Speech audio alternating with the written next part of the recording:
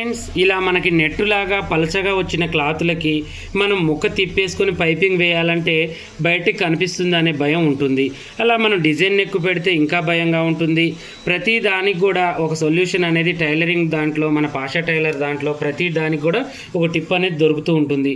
అలాగే ఈరోజు ఏంటి అంటే మీకు ముక్క చాలా ఈజీ ప్రాసెస్లో మనం ఎలా తిప్పి వేసుకోవాలి, ఎలా కుట్టుకోవాలి అనే దాని గురించి, మనం ఇలా కనిపించకుండా ఈ ముక్కను ఎలా కట్టుకోవాలి, ఇలా లోడింగ్ ఎలా చేసుకోవాలి అనే దాని గురించి నేను యూట్యూబ్లో చక్కగా చెప్తున్నాను. మీతో పాటు మా స్టూడెంట్స్ కూడా నేర్చుకుంటున్నారు ఆన్లైన్లో, వాళ్ళు చక్కగా చూడండి. ఓకేనా? ఆన్లైన్ వాళ్ళకి చెప్పుకుంటూ ఈ వీడియో మీకు కూడా తీస్తున్నాను, మీ అందరికీ ఉపయోగపడుతుంది.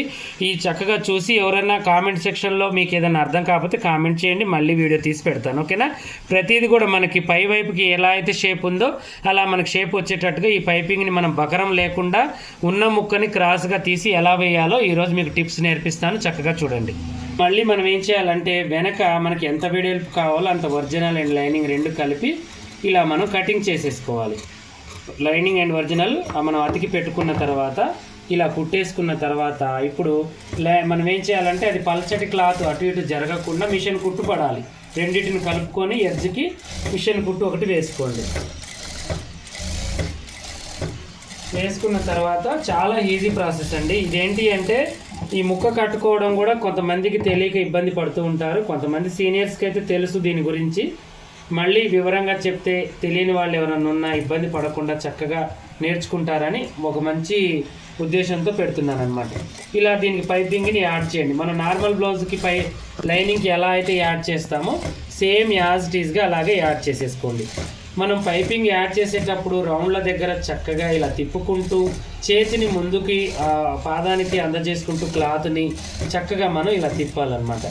ఇలా తిప్పి పైపింగ్ని గుంజొద్దు, బాడీ పార్ట్ని గుంజొద్దు, ఓన్లీ ఆ నెక్కుని తిప్పుతూ ఉండాలి. ఓకేనా? ఇలా చేసుకుంటూ మనం ఈజీ ప్రాసెస్లో దీన్ని కంప్లీట్ చేసేసుకోవాలి. చూడండి,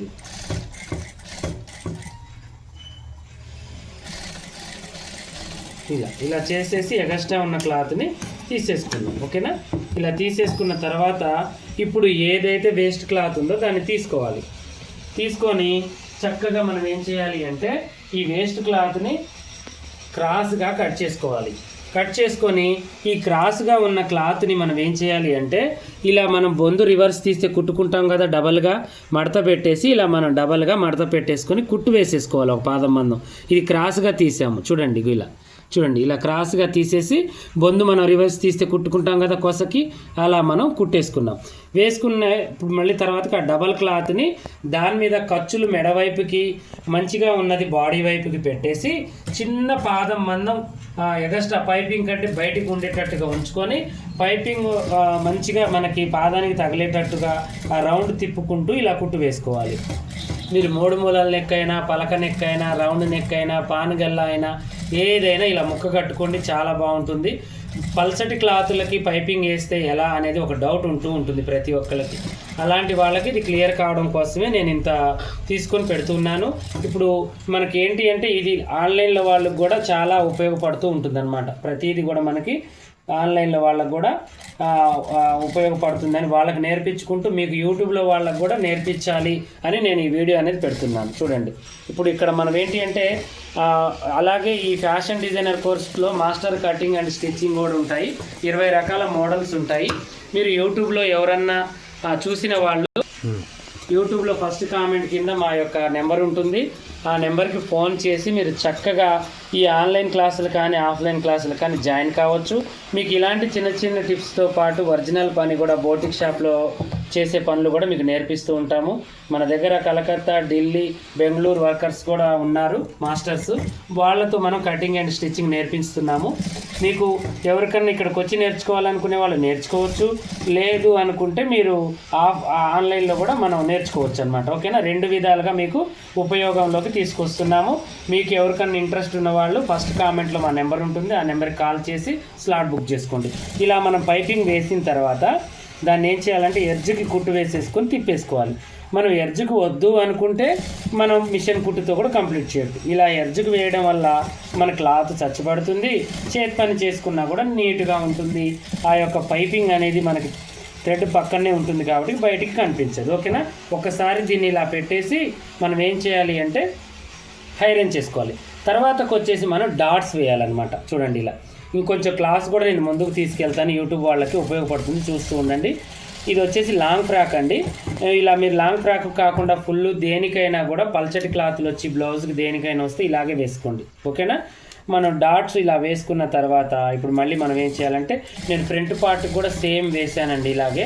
ఇక బ్యాక్ పార్ట్ అనేది మీకు యూట్యూబ్లో పెట్టాలని చెప్పేసి నేను తీసేస్తున్నాను. ఇప్పుడు ఫ్రంట్ పార్ట్ తీసుకొని చక్కగా మనం ఏం చేయాలి అంటే షోల్డర్ జాయింట్ చేసుకోవాలి.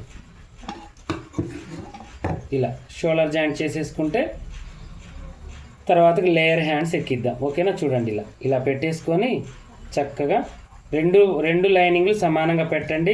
ఒకవేళ బ్యాక్ పార్ట్ కానీ ఫ్రంట్ పార్ట్ కానీ మీకు భుజం వైపు మనకి ఎక్కువగా వస్తుంది అంటే అది మెడ వైపుకి కాకుండా హ్యాండ్ వైపుకి కొంచెం వదిలేసి మిగతా దాన్ని తీసేసుకోవచ్చు. తర్వాతకి సమానంగా ఖర్చులు కట్ చేసేసుకోవచ్చు అన్నమాట. ఇలా ఖచ్చితంగా 2 పైపింగ్ల దగ్గర మనం పెట్టేసి కుట్టు వేసేసుకొని ఇంకో కుట్టు వేసి దాన్ని రఫ్ చేసేసుకోవాలి. 2 కుట్లు వేయడం వల్ల అది ఏమవుతుందంటే మనకి స్టాండర్డ్గా ఉంటుంది, చక్కగా కూడా ఉంటుంది మనకు పని అనేది. చూడండి ఇలా దీనికి ఇప్పుడు ఓవర్లాక్ చేసుకుంటే ఇంకా బాగుంటుంది మనకి. లేదంటే లోడింగ్ చేసుకోవడం ఎలా అనే దాని గురించి మన యూట్యూబ్ ఛానల్లో కూడా చాలా వీడియోలు పెట్టానండి. Shoulder loading, hand loading, dot loading, కుచ్చుకునే క్లాత్ మొత్తం లోడింగ్తో మనం ఎలా కుట్టాలి ఇవన్నీ కూడా నేను